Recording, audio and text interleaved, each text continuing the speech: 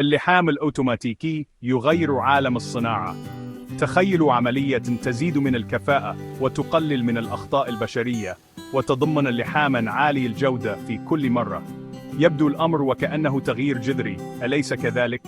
لنغوص في كل ما تحتاجون لمعرفته حول اللحام الأوتوماتيكي. أولاً، ما هو اللحام الأوتوماتيكي؟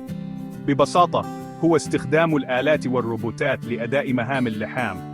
يمكن برمجة هذه الأنظمة للتعامل مع اللحامات المتكررة بدقة، مما يجعلها مثالية للإنتاج على نطاق واسع. هناك عدة أنواع من أنظمة اللحام الأوتوماتيكي، بما في ذلك لحام ميغ والتايغي والبلازما. كل نوع له تطبيقاته ومزاياه الخاصة. على سبيل المثال، يعد لحام ميغ رائعاً للحامات السريعة وعالية الجودة على المواد السميكة، بينما يوفر لحام تيغ تحكماً فائقاً للمواد الرقيقة والتصاميم المعقدة. إحدى المزايا الرئيسية للحام الأوتوماتيكي هي الاتساق، فالآلات لا تتعب ولا ترتكب أخطاء بسبب الإرهاق، ويمكنها العمل على مدار الساعة، وهذا يؤدي إلى إنتاجية أعلى وتكاليف إنتاج أقل. لكن الأمر لا يتعلق فقط بالأجهزة، فالبرمجيات تلعب دوراً حاسماً أيضاً.